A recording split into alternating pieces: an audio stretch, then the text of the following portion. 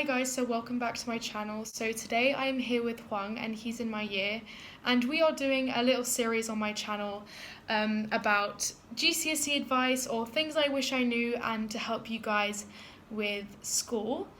So the first question slash point that we have is having a good base before you start year 10.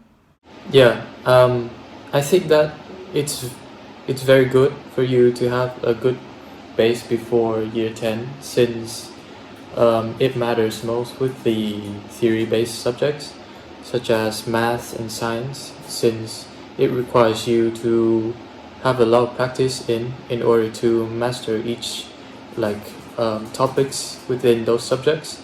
And so I think what you have to do and have to make sure is that you feel confident about each topics, and that ensuring that at the start of year 10 you can have a smooth transition. Yes, I completely agree. And yeah, especially like really important subjects like maths and English, I think that is definitely really important. The next point we have kind of corresponds with the last point, which is thinking before you choose your subjects. Now, this is really important because you don't want to, be stressing about the subjects that you've chosen or having to change halfway through. That would not be good. So definitely think before you do that. Huang, do you have anything else to say about that? Yeah, I think mainly you should choose subjects that you're really passionate about and that you're really interested in um, learning it and knowing more about that certain topic. Yeah, so definitely thinking before you choose your subject, and if you have any like questions or anything about the subject, maybe do just a little bit of research beforehand just to make sure that you're definitely, well prepared, and you don't want to be switching after like half a term. And actually in some schools you're not allowed to, so just making sure that you're prepared on that point. Also, choose subjects that you're passionate about. You don't want to be doing something that you don't enjoy for 2 years because that's just going to make the experience really unenjoyable. So make sure you're doing subjects that you enjoy, not just because your friends pick it or maybe your parents want you to go down a certain career path, although their opinion is also very important. At the end of the day, it is your life and your future.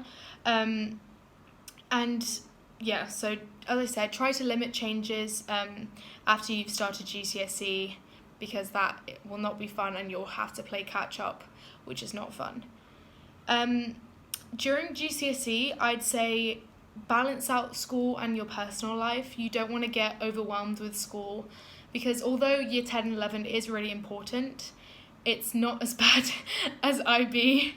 So just like prepare yourself and take it easy. As I said so many times, it is really important, but your welfare and your mental health is also a lot more important. And make sure you're doing a little bit of sports too. You don't have to be super athletic. Even just going on a walk can help. Just do small things. I mean, personally for me, I was sport crazy. I would wake up at 5 a.m, go on a run, then have swim training, then have school, then have dance, then have football. It was just a mess.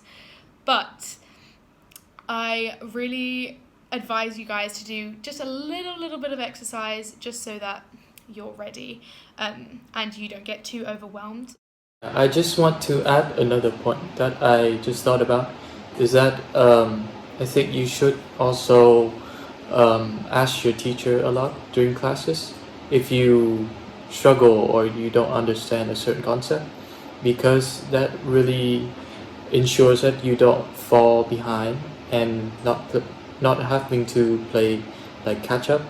And so if you develop a habit to ask your teacher a lot, then when it comes to exam or PCT, then you already understand that concept, so you just need to revise it and practice it a lot. Yeah. And mhm. And then a final point, if you want to add anything, but a final point for me is that try to stay organized with your schedules. And so by doing so, you are saving your time and Also, you feel more organized and everything, like every subjects or like homeworks or even exams, um, especially when you are leading to like final exam and stuff like that. You really need to have a strict schedule where you coordinate time to revise each subject, um, so that it ensures you can have like a good grade at the end of the day. Yeah, I completely agree. Make sure you're having some sort of schedule so that you're not going to get overwhelmed. Because, to be honest, I wish that I had managed my time better and kind of practiced that before IB, because I'm sure, Huang, you can agree with me. IB, falling behind is not something you want to do. I mean, Huang, I doubt you ever fall behind, but that's something definitely I wish I knew. Now I'm starting to, manage my time better, which is good. But I wish that if I'd practiced it maybe more in year 10 and 11, that that would have helped. But I also think that's a tiny bit on the teacher's part, not to be disrespectful in any way, but I think it is a tiny bit on the teacher's part, because I I don't think they emphasized the massive gap between year 11 and IB. We'll make another video on that, but I definitely recommend, as I said, trying to get your time management and skills and even just your study technique under control. I would just want to add a final conclusion. Just all of the ideas and points that we have brought up today is a learning experience, and like from the past that we have either experienced or both have experienced.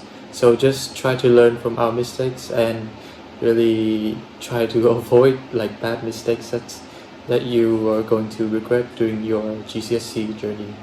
Yeah. Yeah, and literally, if there's like the smallest thing that you're struggling with school wise, or I don't know, maybe mental wise, ask your teachers, because that's what they're there for, and I'm sure they're going to help you. So make sure that you do that, because it's going to save you, as I said, so much stress. And yeah. Thank you guys for watching.